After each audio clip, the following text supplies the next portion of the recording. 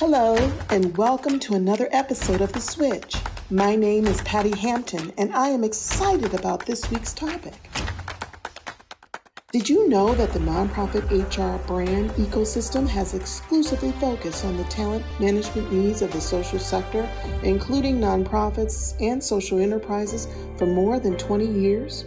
This episode is all about unforeseen C-suite vacancies during COVID-19.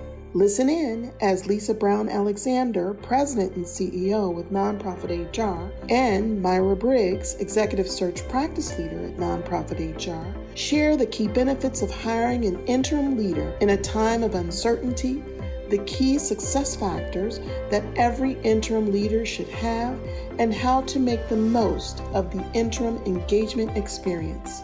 Share this production in your communities and download the slides and transcript. Visit nonprofithr.com/The Switch for a video recording, presentation, and other assets. Without further ado, here's Lisa and Myra. Good morning or good afternoon, everyone. We thank you for joining us. This is part of our ongoing COVID-19 series. We're attempting to provide resources that can be helpful to you as you navigate through this difficult time. This afternoon, we're going to spend some time talking about unforeseen C-suite vacancies and also D-suite vacancies during this pandemic. Myra Briggs is going to lead most of our discussion, and so I'm going to turn it over to her at this time to get us started. Myra? Thank you, Lisa. Welcome, everyone, and just wanted to discuss what we will focus on today, and we'll jump right in and cover questions as we go along to keep the conversation engaging. So we'll start by discussing the process of making the decision to pause or pivot. We'll go into things you consider as you're making that decision. We'll talk about the benefits of interim leadership. We'll also talk about how you can effectively manage the transition, as well as key competencies that you should be looking for in your interim leaders should you decide to go that route. Pivoting is not the end of the disruption process, but the beginning of the next leg of your journey, to quote by Jay Sammet. When we're looking to make the decision about whether or not we are ready for an interim leader or a permanent leader, we recognize that many organizations facing unforeseen leadership departures also often find themselves without a solid plan forward in the form of a succession plan.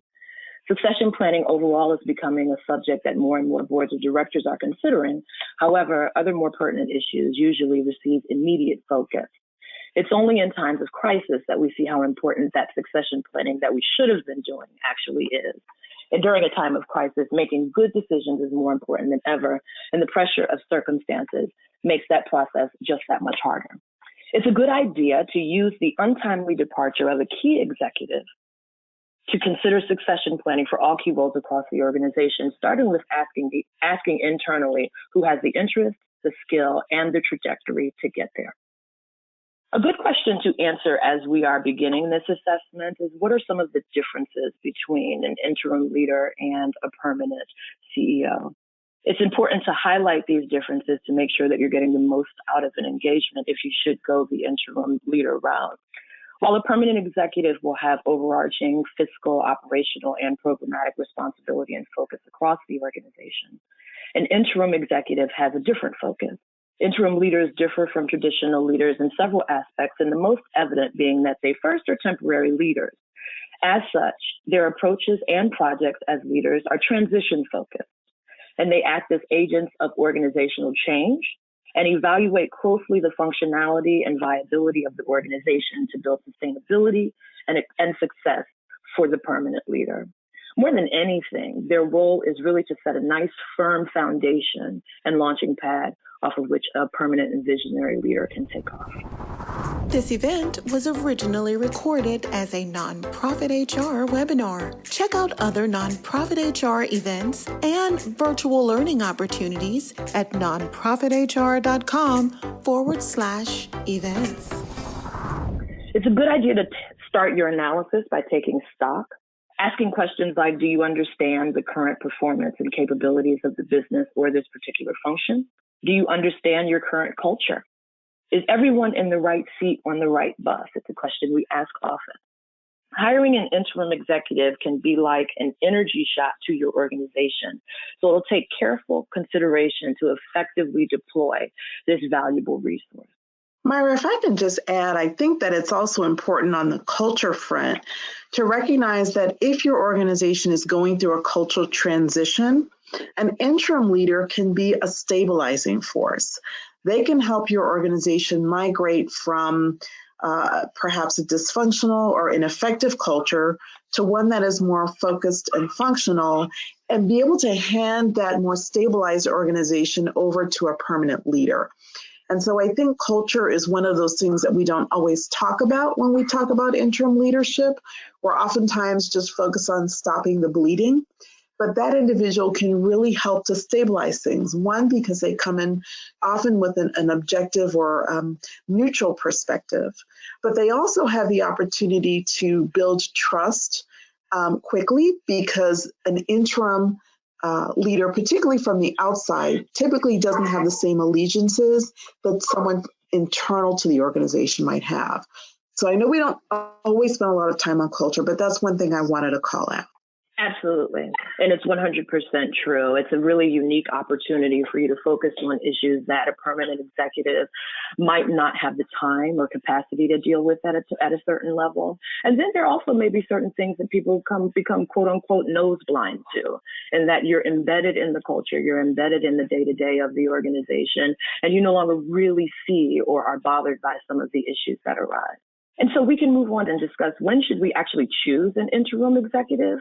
You know, it's a question that I think we would all like to just be able to put in a box and pull out the right answer. But there are a number of different situations in which an interim executive could be a good idea over moving forward with a permanent hire. One instance is when there is a significant disruption and change occurring in the organization. And that could be cultural, it could be around talent, it could be around the finances of the organization. Any serious disruption could be an opportunity and an indication that it's time to pause and pivot. Another time is when it is unclear what positions will be needed and or what skills will be needed for a particular position, especially if you've experienced significant turnover in a role year over year and are having trouble finding some success in a particular role. It might be a great opportunity for you to pause and think, are we really even looking for the right things in this leader? Why has this leader not been able to find success, as we've had a number of different people in the role? And really taking that opportunity to take stock and fix it before bringing in someone permanent. And an interim leader, as Lisa said, is going to come in with a fresh perspective and be able to highlight some things that you may not have otherwise seen. Also, when leadership is needed urgently and there is reason to believe that a high-quality search will take time, I'll pause there and let you know that all high-quality searches do take time. And time is really not a luxury that we have when it's time for you to bring in a new leader or if there is an unforeseen departure. But a good interim executive placement can have a significantly positive impact on a permanent executive search for all of the reasons that Lisa just mentioned, most importantly by setting a firm foundation by which a new visionary leader can launch from and get started without having to fix everything before they can really get into their new role. And then finally, one of the most common reasons that you might choose an interim executive would be when someone is available who can transition into the position quickly, but isn't available on a long-term basis. And that's where we really begin to activate our networks and find people that may not be available for that full-time CEO role, but we really do want to be able to take advantage of their advice and counsel in some of these very critical moments. Myra, I'd just like to add to that. You know, I'm sure many of you have joined today's call because you are in a situation where you either need an interim leader or you have an interim leader. And I'm not sure how many how many of you are motivated because of this COVID crisis. But let's take, for example, your executive director becomes ill, or worse yet, passes away as a result of the COVID-19 crisis. What would your organization do? what process would you use to select an interim executive? And what kind of disruption would that pose for your organization? We know that from our previous surveys at Nonprofit HR that many organizations do not have a succession plan in place. And so given the current situation, given the current climate, what would you do if any of your leaders, whether it's the ED or a vice president or a program director, what would happen if they could no longer serve in the capacity in which they currently operate? What would you do? How would that impact your organization? And what process would you use to find someone to keep that work going, particularly if it's critical to your mission and to the front line? So these are just some things that you might want to consider right now, but I realize that some of you may have been motivated to participate in this webinar in anticipation of being in a situation where you needed an interim leader as a direct result of the COVID-19 crisis. Back to you, Myra. Absolutely. Wonderful. Yeah. And this is a great place for us to move into some of the case studies that we'd like to share today, because you may even find your situation in one of the ones that we will be presenting. We thought it would be a good idea to share some of our background and experience with interim leadership and real life instances when organizations have opted not to engage in a search for a full-time permanent executive at the moment of the departure of a key executive. So we'll talk about this first one, which was an organization where the board of directors decided to immediately terminate the current CEO due to some severe poor financial management. Nothing illegal, but just year-over-year losses that for one reason or another, they were either minimized or the board just missed. The reasons are endless and we won't go into them, but the board took on the task of hiring a new executive, and after interviewing a number of search firms, they recognized that in order for them to be able to find the next CEO that would be right for the organization, it would take anywhere from 6 to 8 months. And that's from the time where you're forming a search committee all the way through having someone in the seat. And it could take longer, depending upon how long it takes for you to prep. But they really did need someone to get in there immediately and stop the hemorrhaging. And so what they decided to do was to hire an interim CEO to calm the waters and created an aggressive plan toward financial solvency.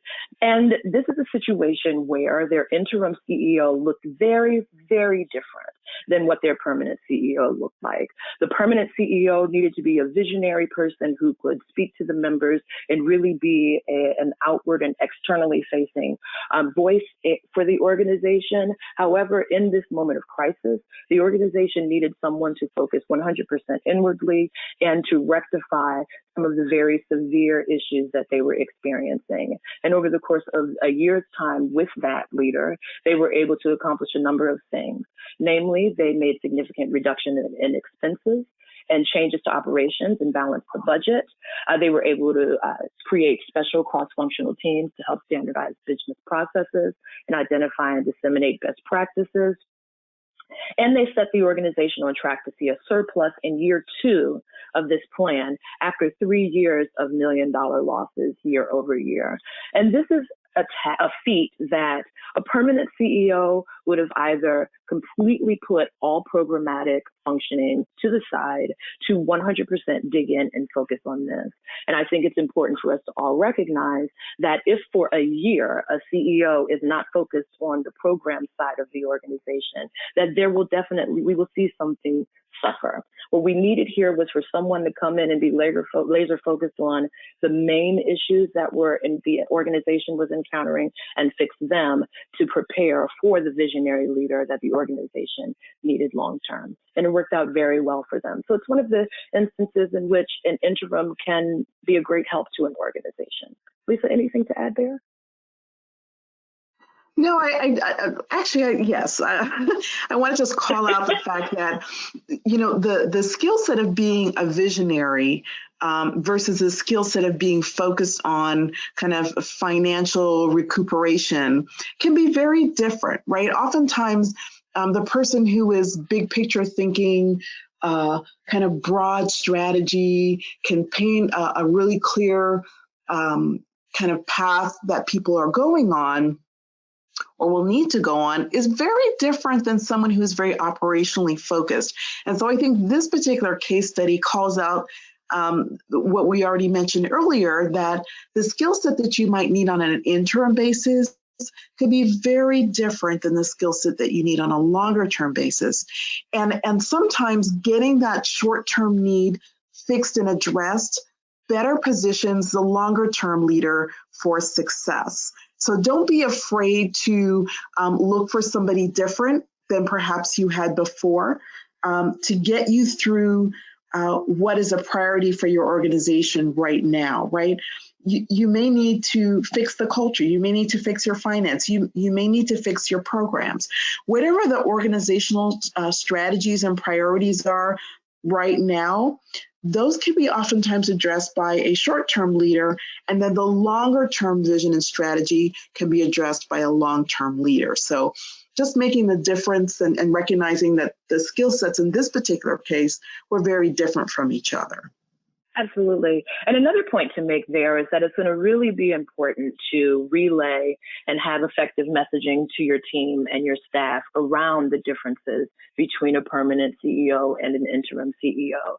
If you have a certain culture at your organization that is really heavily focused on programs and the softer side, if you will, of the business, and you bring in someone who is laser focused on the finances and laser focused on cutting costs and expenses and generating revenue and all of the things that someone will need to do in a very short sort of pressure cooker type of environment, it's going to be important to you as a board member or another leader in the organization to relay to the staff that we're not changing our mission. We're not changing who we are. We're not changing our culture unless that is the reason that the interim executive was brought in. We have brought someone in for a purpose to be able to make sure that our mission is sustainable into the future and make sure that they understand the difference between hiring someone for a temporary role and actually changing the makeup of who's going to be the chief executive or whatever leader you end up replacing or filling in with an interim. You're listening to The Switch. Follow along with this podcast. Download the slides and other visual materials at nonprofithr.com/The Switch. And our next case study is around a chief human resources officer. So in the midst of an internal employee relations related scandal, the chief human resources of this organization ended up resigning. There was some significant turnover in the role for the past 3 years, and staff had subsequently lost all faith in human resources. And the CEO was beginning to question, as they should have, whether or not the structure of the team or even the competencies of this particular role were what the organization needed. As a result of that assessment, they opted to hire an interim chief human resources officer to focus on compliance, organizational development, and to conduct a comprehensive cultural assessment to determine the actual needs of the organization. And during the time that the interim chief human resources officer was on board, this person was able to create affinity groups that are still in practice at the organization, that were across the organization, to activate a culture of diversity, equity, and inclusion, which was a glaring takeaway from the cultural assessment. This person also conducted extensive compensation analyses and helped to define career paths across the organization, which was another piece that came out of the assessment.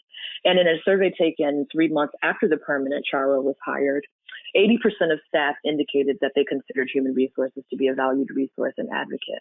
So what we have in this situation is very tangible results of where issues were identified, and there was a good evaluation of the engagement done on the back end to see if there was really a change made. And I think the other thing here to add to this is that the survey was done after the new and permanent chief human resources officer started. And the interim chief human resources officer was a very different type of executive than who the permanent person ended up being. And it's a perfect example of how one person can fix the issues and package it in such a way that they can turn it over to the person who is going to be the long-term and visionary leader, and they can take it and move forward and continue to do the good work that they're tasked to do. And our last case study is one that is likely very interesting to you all. It's for an interim chief development officer. And an interim chief development officer is one that in speaking with a lot of clients and just in my network, it's one that many people consider, but because it is a role that requires developing long-term relationships and things of that nature, in many cases, organizations don't necessarily think that it's a place where you could use an interim leader. However, this case study will show that there are instances in which a chief development officer can come in an interim capacity and make a very real difference in a tangible way. A large organization was set the goal to double income from their upcoming capital campaign over the previous year. And as these things happen, the chief development officer of the organization submitted their notice just as they were as they were preparing to launch the campaign, and as they were entering a heavy event season with an annual gala, a race, etc. And the CEO quickly recognized that they did not have the leadership competencies on board necessary to meet any of the goals that they had set for the year. And because they could not back out of them, they decided to hire an interim chief development officer. And what they did here is they hired someone that had an extensive network that was very specific to the type of organization that they were, someone that could activate very quickly, could bring in best practices, and also be able to activate the team around the solutions and the processes that were being implemented. And they were able to see a very successful event season. The capital campaign revenue increased by 125%. The person came in and downsized the development team. No one was downsized from the organization. I'll make that point as well. They downsized the development team in a sort of right seat, right bus exercise. And one of the examples was moving the digital communications manager to the marketing department instead of being a part of the development team. And was also able to facilitate 3 large corporate partnerships, deferring out-of-pocket costs for the gala and race expenses by an additional 30%. So we can see very tangible ways that an interim leader can come in and make a difference. But I will tell you that this chief development officer was not an option for the full-time role for this organization. And it was a very simple reason in this case. The person, one, was not interested in doing anything other than consulting, but at this caliber, the organization would not have been able to afford the salary of a person that was at this level. So they were able to, in a very short period of time, take advantage of the expertise and network of a leader that was able to come in and fix every issue that they had without incurring the full-time, permanent, long-term financial cost of that investment. You have been listening to The Switch, a nonprofit HR podcast on powering your people with talent management insights, best practices, and hacks. Looking for a thought partner to help you integrate talent into your mission's strategic plan? Well, the good news is Nonprofit HR has solutions to meet your unique talent management needs. Strategic planning is an annual ritual for many nonprofits. Yet, countless organizations plan for programs and fundraising without thinking about the talent needed to meet those goals and ultimately their mission. With more than 20 years of expertise under our belt and the bench strength of credentialed consultants, we partner with all mission types and offer solutions that span project-based human resources consulting and outsourcing, search, total rewards, and DEI. Join the community of social impact organizations that have trusted nonprofit HR to help them achieve their full potential through their people. So we had a couple of people asking about the timeline for interim. How do you define interim? How long is it that somebody is typically in this role before you, actually put a permanent CEO in place? Generally speaking, we see successful interim opportunities last anywhere from 6 to 18 months. After about the 18-month period, it starts to feel more permanent. And so generally speaking, that's the range that we see. It varies completely by organization, by the dynamics, the input of the board. All of those things can impact how long an interim sits in the role. But generally speaking, anything more than about 18 months is not really seen as interim anymore. It starts to feel more permanent. Do you want to add to that, Myra? Oh, I wholeheartedly agree. It's very important that because of the issues that your interim leader is going to be tackling, you really do need to broaden that focus after about the 18-month period. And depending upon the role that the person is in, especially if it's a CEO role, that around the 18-month mark is where you're really going to be able to need to begin diversifying that focus. And in relation to that question, do you document this in an employment contract with that individual, and how do you designate the time frame through an agreement? Well, there are a couple of different ways that you can do it. I would say you definitely want to have a contract in place no matter which way you decide. But if you use a recruitment partner, I'm sure they have a number of options available for how you handle that. You can hire them as a consultant through the organization, the firm that you use, or you can have them on board as a 1099 or through an actual employment agreement. The choice is yours. It really depends on what is the best fit for your organization. Okay, and then a related question is, what are the type of compensation and benefits that would be reasonable for an interim CEO? I'll take that one. So again, it goes back to the type of arrangement you establish. If you are bringing on someone in a 1099 or independent contractor capacity, there would be no benefits associated. If you hire this person on as an employee for an interim period of time, you would want to offer this individual essentially the same types of benefits you would afford other people in similar roles, right? And so you would treat them as an employee, bring them on your payroll, and offer them the standard benefits. If you decided to hire someone on a part-time basis and the number of hours that they work fall below the threshold that you would offer other employees, again, if you're doing this on a payroll basis, you just want to be consistent.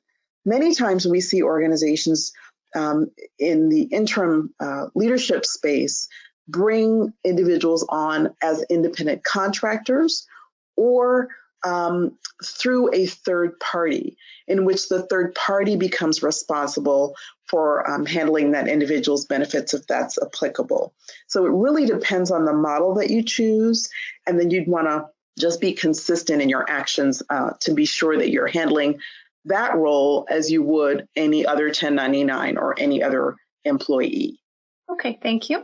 And another question is, if an interim is tapped from the current staff, what is the likelihood that this staff member will step back into their former role after being in the lead role, especially in regard to board and staff relations? That can be tricky. That's a really good question. What we have seen is that it can be difficult for someone to step back into their previous role unless that's what they want, right? So you'll want to understand the interests and motivations of the staff person that you're putting in an interim role so that you can manage expectations.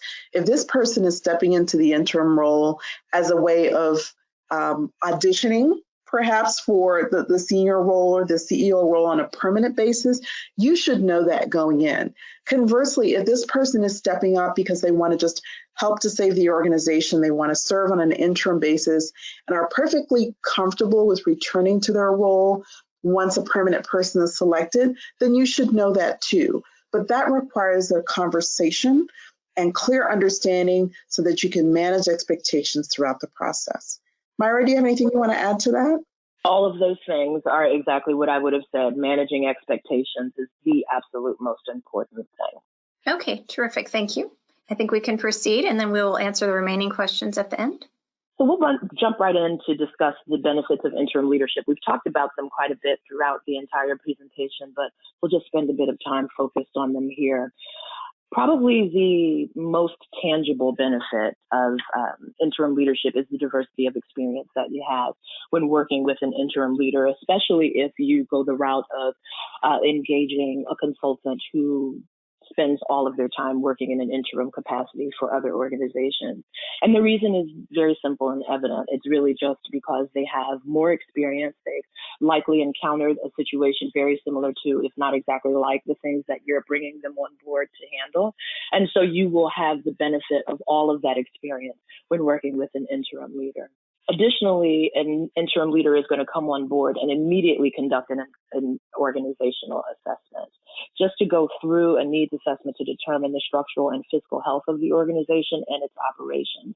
And this is a golden opportunity to identify those challenges within the organization and course correct, and really setting a plan for this person to be focused on a very tangible set of goals on the outside. This person is also, they're also good at board and staff development.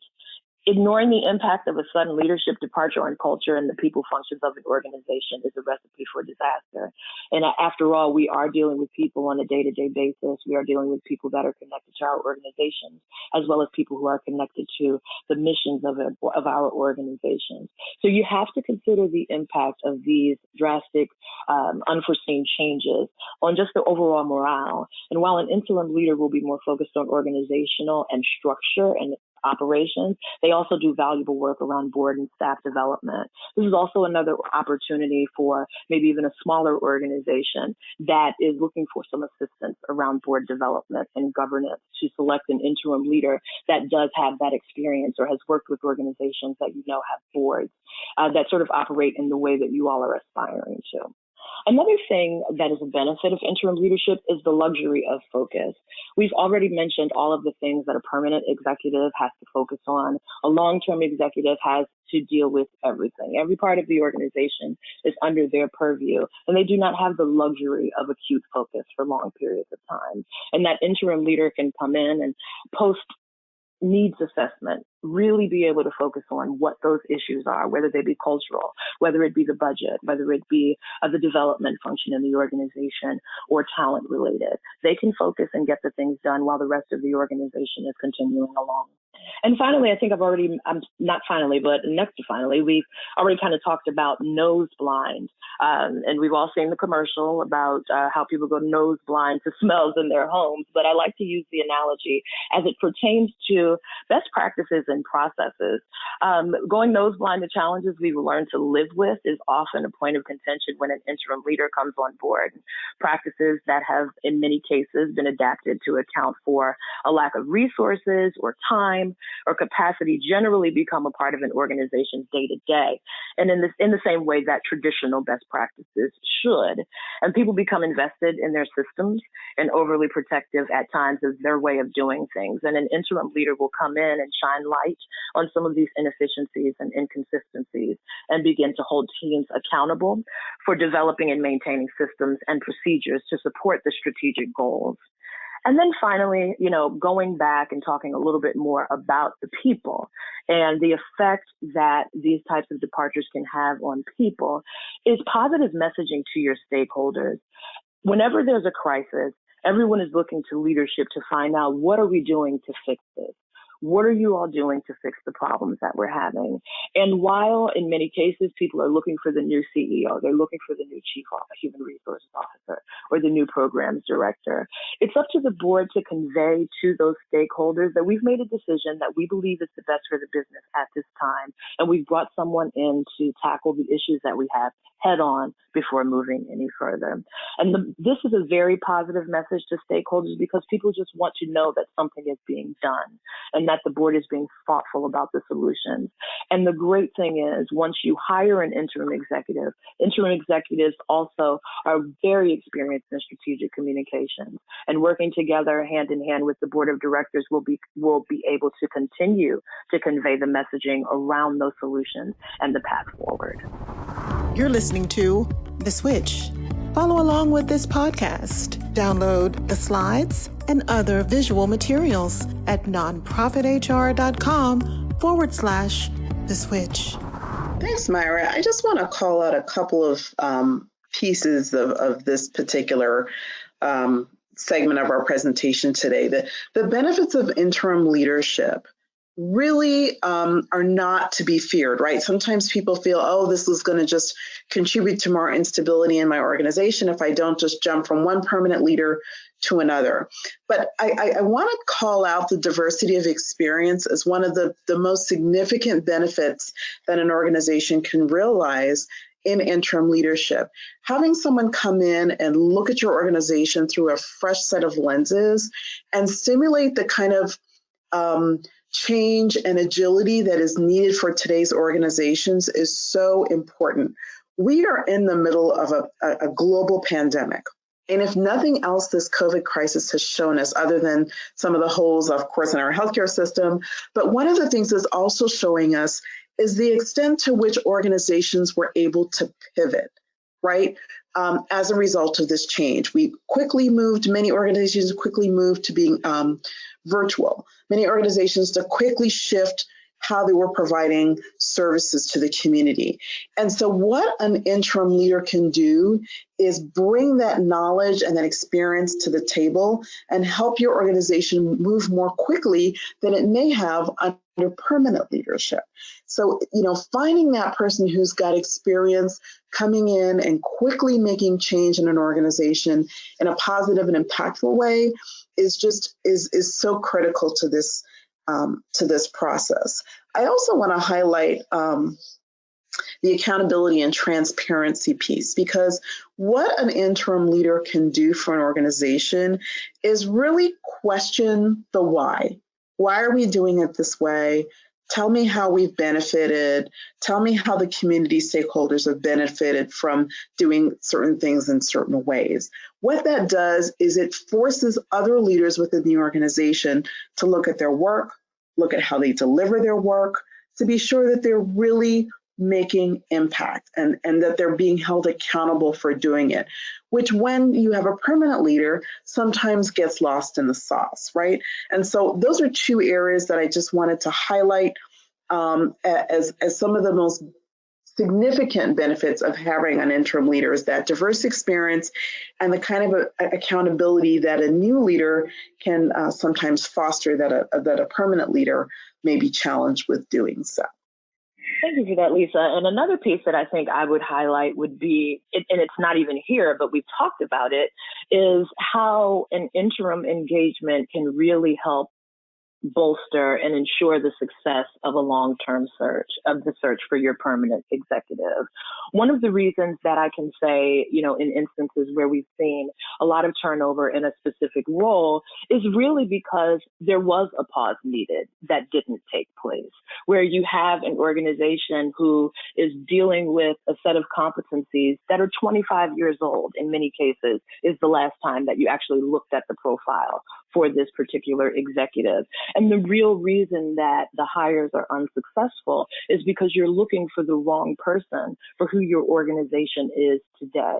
So it's very important that in the midst of a crisis, whenever something like an unforeseen departure takes place, that we really sort of go against the urge to move immediately. We need to move semi-immediately, if you will, but really just pause and think, what steps can we take as we are moving forward to the future to make sure that we don't find ourselves right back here in 6 months. We need to make sure that we're pausing to ensure that we have longevity and sustainability in this role and with this function. And in many cases, we do need to pause when we don't want to and pivot, because it does end up being a bit scary, because our timelines may begin to extend. We may begin to get calls from funders, and we may be getting looks and sneers from staff members who don't like the turnover. But the truth of the matter is, the onus is always going to be on the board of directors, as well as the leadership that are making these decisions, to make the right decision for moving forward. And the only way that we can do that is to evaluate all of the components that got us to the current place. Myra, I could not have said that better. Looking for an executive for your organization today and not a replicate of or a duplicate of your previous ED. We see a lot of organizations just kind of look for the same person over and over again, when in fact their organization has either already changed or needs to change. What are your strategic priorities? What is it you're trying to accomplish? How are you accomplishing that work? And who's the best person to get you from A to B? And so that's a question that a lot of organizations skip over. They know the ED is leaving, or they don't. They have a crisis that requires the ED or calls for the ED to be gone, the executive director to be gone. And the tendency is to just jump right in to find that person all over again, when in fact what the organization needs today is very different than what it needed 15, 20, even 5 years ago. And I would dare say that in the middle of this COVID-19 crisis, we're learning things about our organizations that we may not have realized before. And so let's take stock of what we're learning. If you're in a situation where you're in between leaders, take stock of what's going on in your organization, how quickly you're able to adapt to this changing environment, what sort of agility skills you need of your new leader, and factor that in as you look for someone new. Don't hire today for the person you had 20 years ago. This is a chance during this interim period to find a leader who will help you be the organization that you are today or the organization that you're trying to be in the future. Yeah, so in thinking about the competencies that we're looking for here, there are some general competencies that work well in every interim engagement. Executive operations are always going to be important, and that is inclusive of finance, administration, human resources, and information technology. You may not find that every interim leader that you encounter has all of them, but they will have a mixture that creates what ends up being their special sauce, so to speak.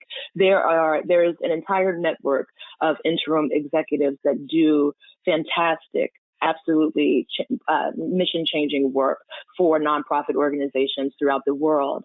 And there's a thing that you get when you get them. There are some of them that are wonderful at fundraising. There are some of them that are whizzes with finance and operations. There are others that are masters at human resources, others that are just geniuses at technology implementation. And it's a matter of you deciding what your needs are and then holding out until you find the person that you really need. Change management is also essential for all, because every single interim leader that comes on board in the midst of a disruption is going to have to manage change. Effective change management includes strategic communication, as well as a number of other factors, and they're all very important, as well as organizational development. In many cases, interim leaders are brought on board to assist with the next phase of strategic planning. Many of them are asked to come on board and assist with talent functions and moving people around, reorganizing teams, and setting up career paths and structures. And so it's really important that as you are considering an interim leadership engagement, figure out which of these things you need someone to do and drill down into those competencies as you are interviewing and as you are looking for people. You want to ask for references. You want to be very candid about what your needs are and ask them to give you the number of a client that they've done this for before. This is not the time that you really want to take people at their word unless you do know their work, because there are instances in which you will. But you need to be just as stringent in terms of holding people to their competencies as you would for a permanent leader along these needs. You have been listening to The Switch, a nonprofit HR podcast on powering your people with talent management insights, best practices, and hacks. Looking for a thought partner to help you integrate talent into your mission strategic plan? Well, the good news is Nonprofit HR has solutions to meet your unique talent management needs. Strategic planning is an annual ritual for many nonprofits. Yet, countless organizations plan for programs and fundraising without thinking about the talent needed to meet those goals and ultimately their mission. With more than 20 years of expertise under our belt and the bench strength of credentialed consultants, we partner with all mission types and offer solutions that span project-based human resources, consulting, and outsourcing, search, total rewards, and DEI. Join the community of social impact organizations that have trusted nonprofit HR to help them achieve their full potential through their people. Let's talk about managing the transition. I think it's really important as you consider your interim leadership needs, particularly during this time while we face this global pandemic, to really be careful around your expectations for managing the transition. Not only are organizations going through transition and crisis right now, but people are going through crisis, and so communicating throughout the process about what you're facing, what decisions you're encountering, Who you even might be considering, if that's appropriate, is important during this time of transition. Use the time to, as Myra's already said, we've both said, use the time to assess, reflect, and plan the transition to the extent that you can. Now, if you lose an executive director tomorrow, or one of your executive staff tomorrow as a result of this crisis, for example, you may not have time to plan. You may not have time to reflect and assess. You may feel compelled to jump straight into action mode, right? But I would argue, take a second just to look around and say, what is it we need to accomplish right now? What are our short-term needs? What is kind of burning on fire for us as an organization? And who is the best person to do that? And then you can actively start to define that reality and come up with kind of a position profile based on what's happening right now and where it is you need to go.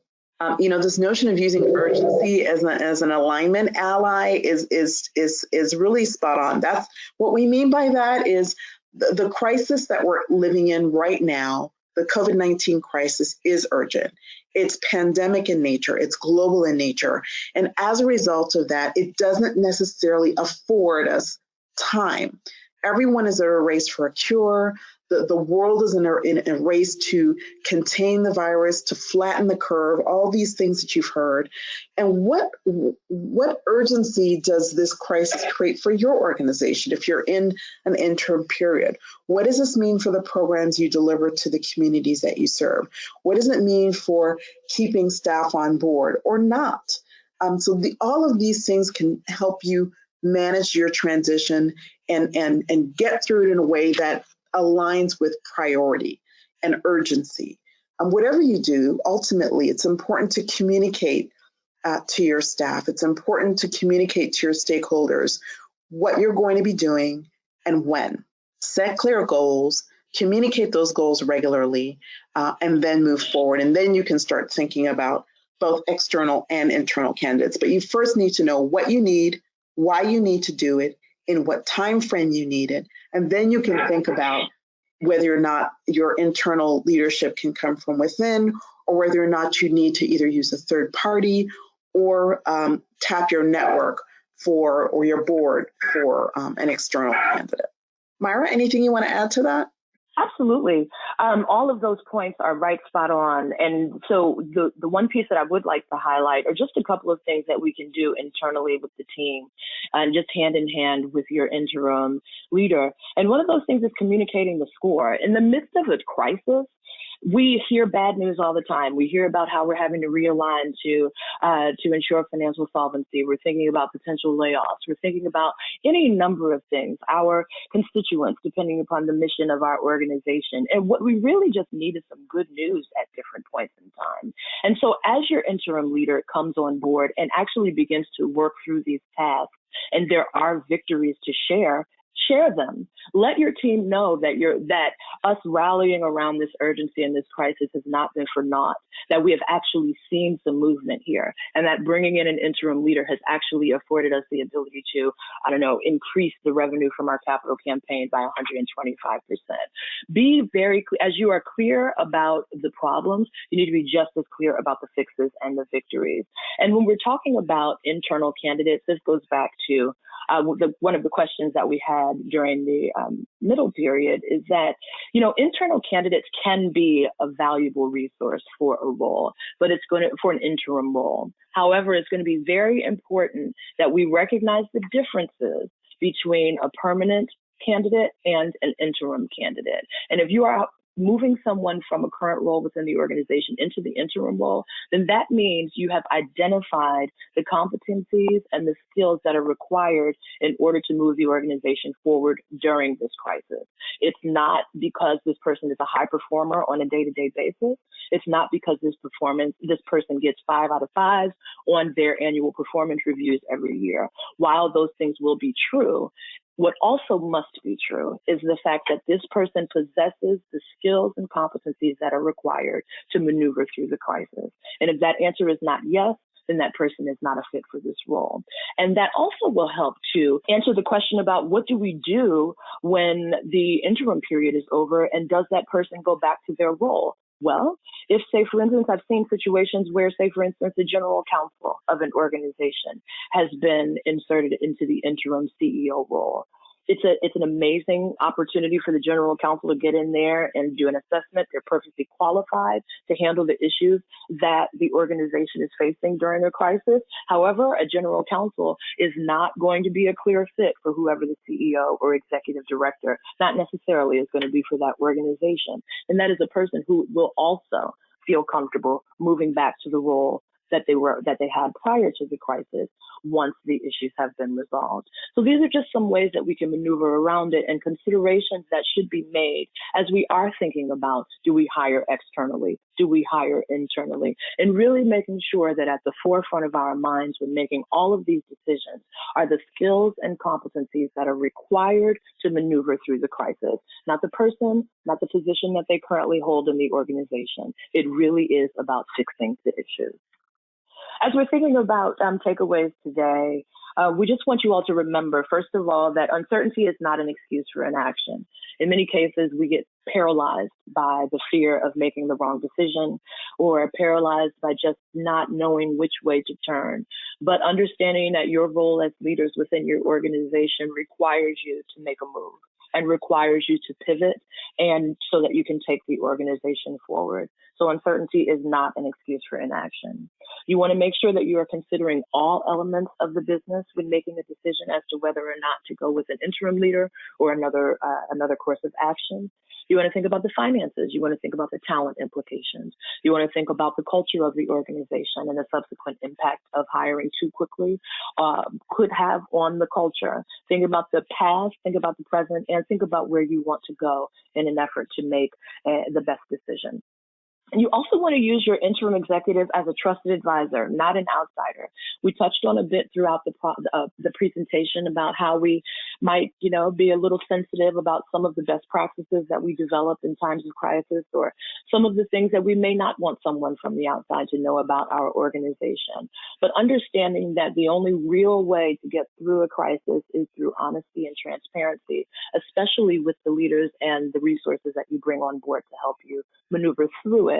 So treat that person as a trusted advisor. Make sure that that person does not feel like you're working against them, because that person is going to also they're going to need the sponsorship of the board. They're going to need the sponsorship of the CEO if they are not at the CEO level, in order for them to be able to get any implementation to stick. So the truth is, without your sponsorship and really embracing them, you are wasting money on the engagement, because no one is going to take direction from an outsider without the sponsorship of their internal leadership. You also want to make sure that you are fully present in the process in order to get the most out of it. This is not a situation in which you just hand the interim leader the list of tasks that need to be fixed and you show up a year later hoping that everything else has been fixed. The board of directors, as well as any other senior leadership in the organization affected by an interim hire, are working more than ever to ensure the success of the interim engagement. And also, there's a lot of needs assessment that needs to continue as we're making changes throughout the organization, because you don't know how one change is going to affect another. So you need to be sort of in a constant stage of assessment to make sure that you're getting the absolute most out of this engagement. And then finally, as you are making this decision, always, always, always remember the differences between an interim and a traditional leader. Your interim leader is going to be laser focused on a set of tasks that come out of a needs assessment, whether those issues end up being operational, financial, cultural, or talent related, or any number of other things. Your traditional and permanent leader is going to be that visionary leader, the forward-facing external leader that handles all of the issues day to day and otherwise in longer-term strategic goal setting for the organization. It's important to recognize the value of both, and then it's also important for you to recognize how the success of one is tied into the success of another. This event was originally recorded as a nonprofit HR webinar. Check out other nonprofit HR events and virtual learning opportunities at nonprofithr.com/events.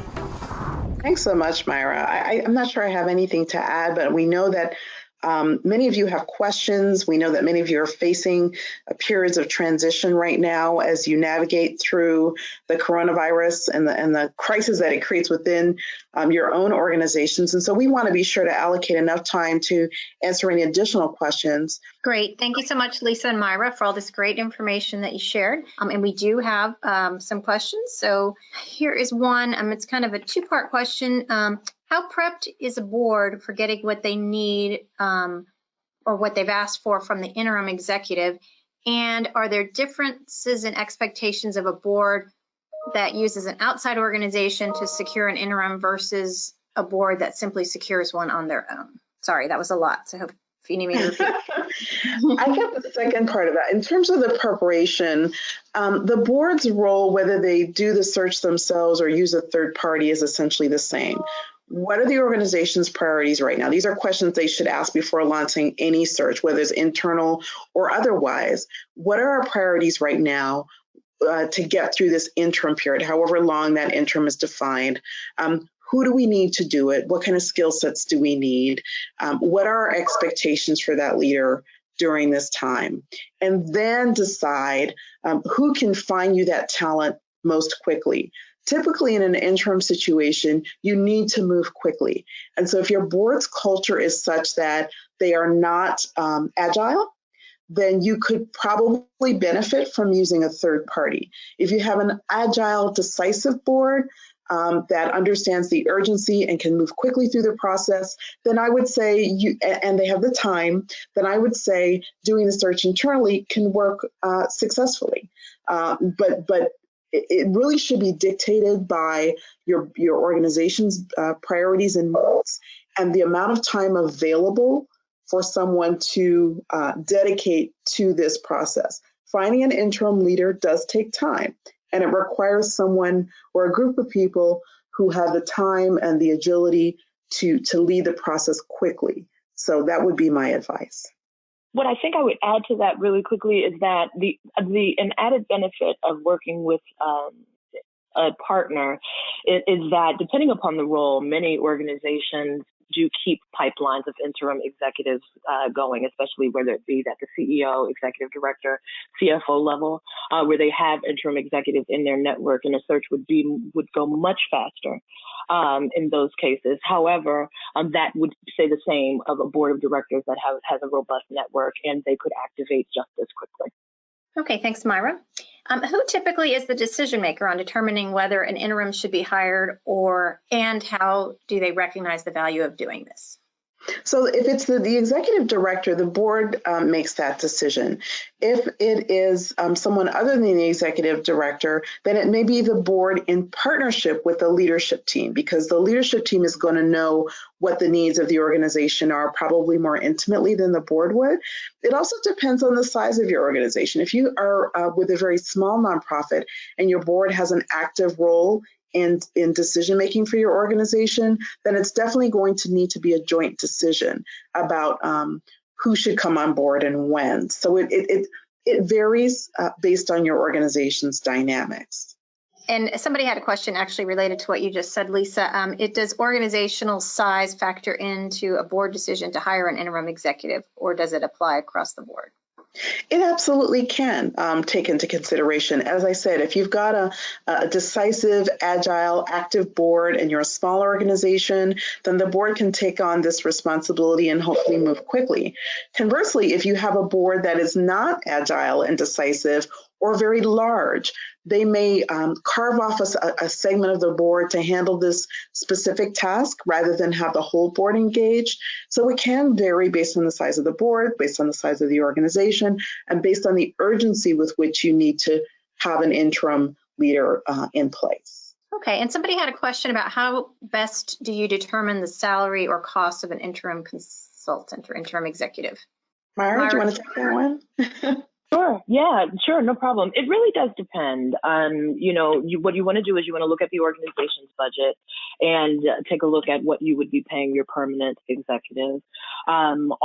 It would always be a good idea to do a compensation analysis with the partner if you have an opportunity to do so. But if not, and timing is an issue, looking internally at your budget and look at what you would be paying the person the executive if they were to come on board in a full-time capacity.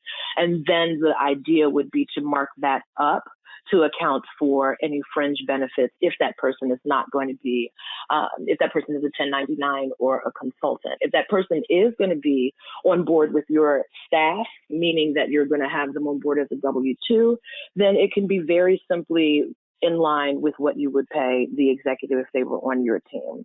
However, thinking about it from a consulting perspective, I would think that you'd be needing to mark up your the salary that you have internally around the 30% mark. I would also add to that if you are looking at an interim person and it's been a very long time since your executive director was in place, if that person was in their seat for a long time, chances are there may be some gaps between what the current market calls for and what you were paying that executive director. So that compensation analysis can be incredibly important and critical to the success of that interim placement. Be careful not to underprice the interim role. As a matter of fact, what we see more often than not is that there's a premium on the compensation during the interim period rather than a discount. What do I mean by that? This is not the time to look to save money just because, right? To see if you can hire someone cheaper, particularly if your executive has been in the seat for a long time. So just know what the compensation levels are for someone in that role based on your organization's size, budget, and geography.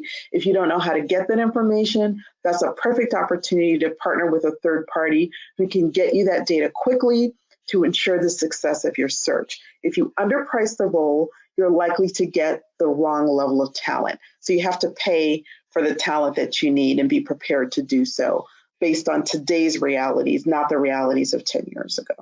Okay, thank you. And how does somebody asked, how does someone in transition and is willing to support an organization in an interim role, how do they go about marketing themselves for such a role? You know, it's really, you want to consider yourself a business if you are a consultant that wants to market to organizations that are in search of interim leaders. And what I mean by that is all of the marketing and networking that you would be doing on social media in terms of making connections on LinkedIn. And it's not just about making the connections on LinkedIn, it's really about being engaged. You have to be engaged in groups where that would include leaders from organizations that you hope to work with. You need to comment on discussions, post discussions. And what that does is that generates traffic and guides traffic to your profile. You begin to pop up in feeds for people that are looking for that type of work. You'll begin to pop up in the feeds of boards of directors, as well as other types of leaders that can connect you with the work.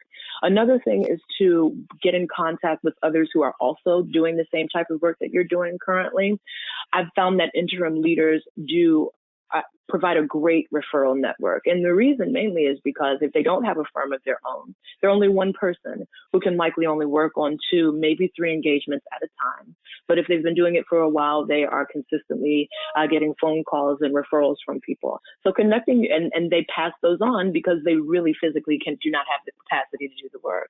So it's about connections. It's about networking. There are also a number of groups that you can join that provide at no cost to some nonprofit organizations list of interim leaders that they can access.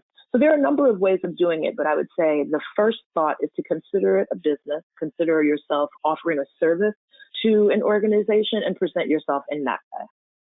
Okay, great. Thanks, Myra. And are there any considerations when you're hiring an interim executive with respect to liability exposure in terms of are they covered under D&O insurance, et cetera?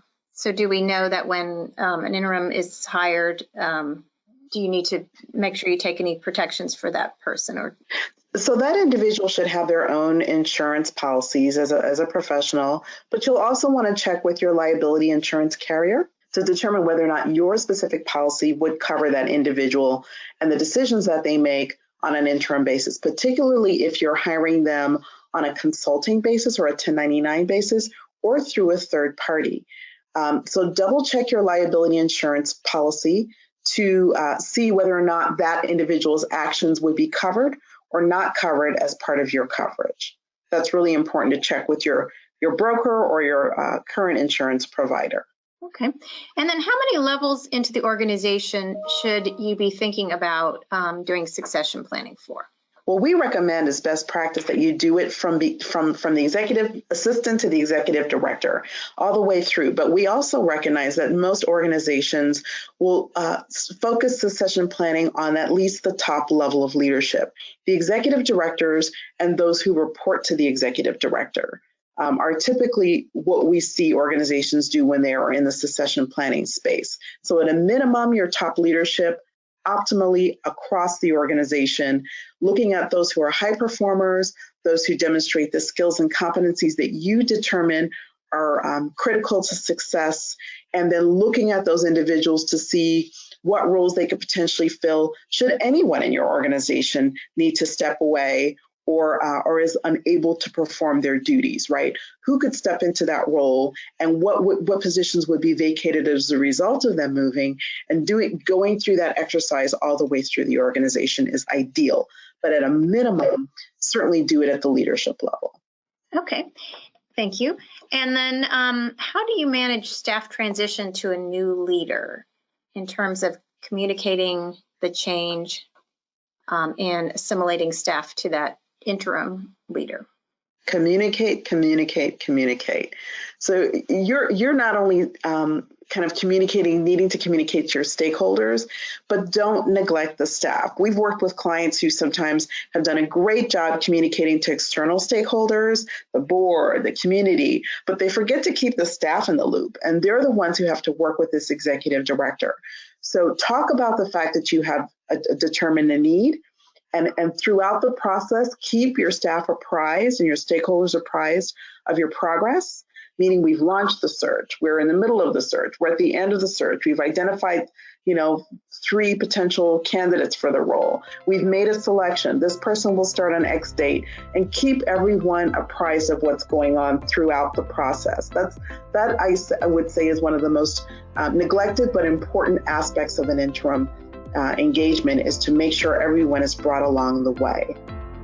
Well, that's our show for today. Thank you for listening to The Switch. Do you have talent acquisition needs? Launching a search for a C-suite leader? Get to know Impact Search Advisors by Nonprofit HR. We'd love to share with you how we're helping other organizations with similar needs. Nonprofit HR is your thought partner for all talent management life cycle needs. Together, our brand ecosystem has served the social sector exclusively for more than 20 years. Call us 202-785-2060 or email us for a mini consult, info@nonprofithr.com. Looking for more episodes of The Switch? Visit nonprofithr.com/The Switch and access recordings and resources to help your organization maximize its greatest asset, your people.